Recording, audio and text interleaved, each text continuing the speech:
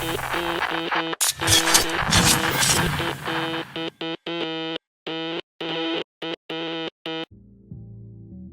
you doing, guys? My name is Alejandro. I'm known as Chino Vega, owner of CNL Customs.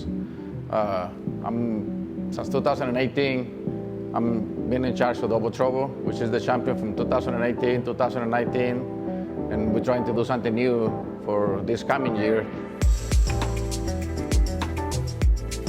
And I'm just been lucky to work with the best guys in the business, which is like Fernando in Auto Engraving, Alberto, California Upholstery, and a bunch of other guys that they've been in this project. There is way too many to mention everybody else, but everybody knows what they did. And I hope you guys like the new version of Double Trouble for 2020. The first thing that we did in this car was we took everything apart, which is including all the moldings, bumpers, upholstery. We designed a new grill on it, made everything fit perfectly to the car. We bolt on all the bumpers the way they're supposed to be, including the moldings, clear the car, color sand and buff. And in the upholstery, there was California Upholstery and myself he did the majority of the part, the bodywork painting, a bunch of panels that we cut for it, making sure the system worked, engine, the whole car, making sure everything that is on the car, it works.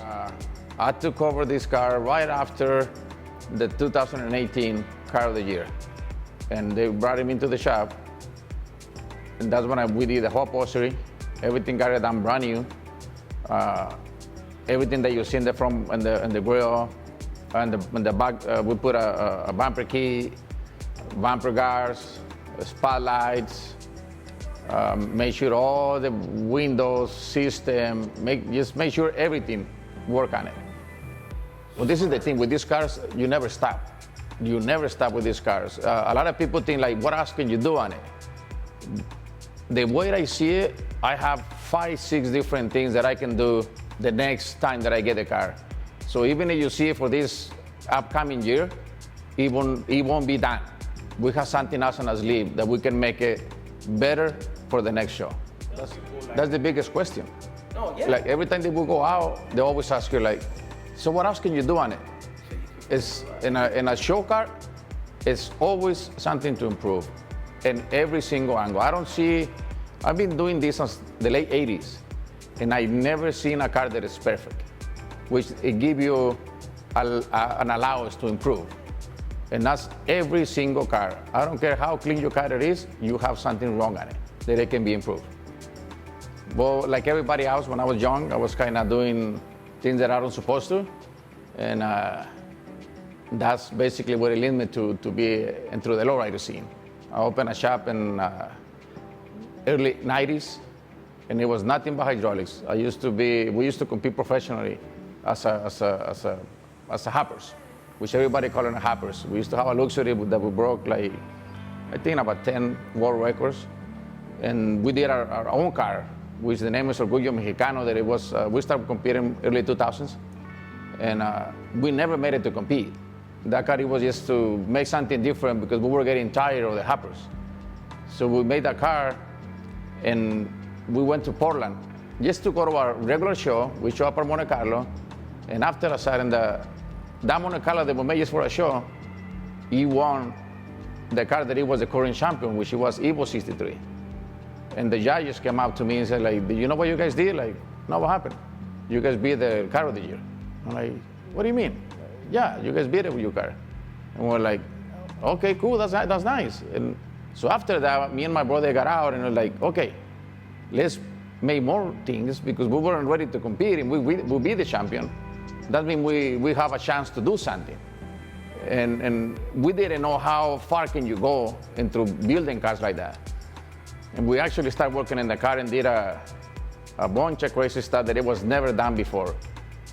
Our car was the first car driving without a steering wheel. No brake pedal.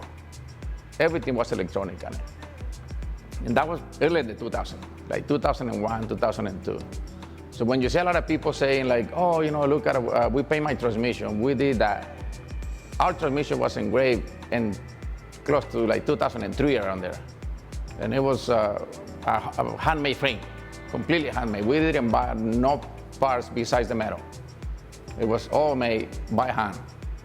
We got, we won Quaker State 2 times, which it was, at that time, it was a good money, it was 10,000. And we got a 3-time car of the year. Our car is the only one up to now that we know that is being in the Louvre Museum where Mona Lisa's are. That's in Paris. And, so I think that's our bigger goal, besides doing a whole lot of things. We've been in 3 different countries with our car. So that's one of the highlights that it brings us to where we are right now.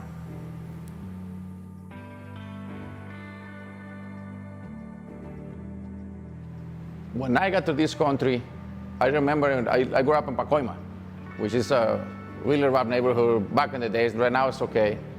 And I saw a Candy Apure Cadillac passing out from my house, which the owner is Tito. He lives in New Mexico, and now we're still friends up today. And it's one of those things that you see, and it was a whole different car that you see from the rest of the cars. And that's one of those things that you see, and it's like, man, like that thing looks different. So after a sudden, somebody told me like, oh yeah, it's a lowrider. Like, what do you mean? What is a lowrider? Oh, you put 13s on it, put hydraulics on it, and I was so new to the car industry that I didn't know what was a 13s. I didn't know what was hydraulics. And I partnered up with Little Man, and that's when we opened the shop. We opened CNO Hydraulics back in the 90s. And so that's when they started telling me, oh, you have to put 13s, and it has to be Danes, and you have to put hydraulics, and you have to put system. And we bought a 64 that we didn't know that was one of the hottest cars in the industry back in the days, which up to now is still one of the main cars in the lowrider industry. And we show up, and that guy is the one that told me like, hey, when did you get that car? Like, I just bought it in New Mexico. And like, oh, it's a 64. Yeah, and like, what is that? It's the hottest car in the industry. And that's the first car that I went to North Valley, and I learned how to paint and do bodywork, and that was my first car that I painted. That was in 1996.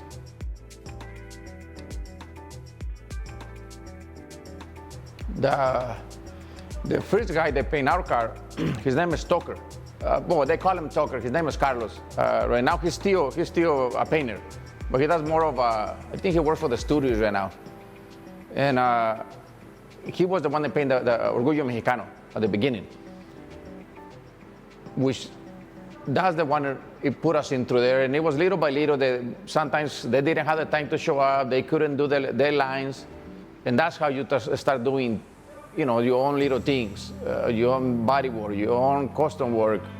And little by little you start fixing whatever else they cannot make it. So that's how we start doing our own paint.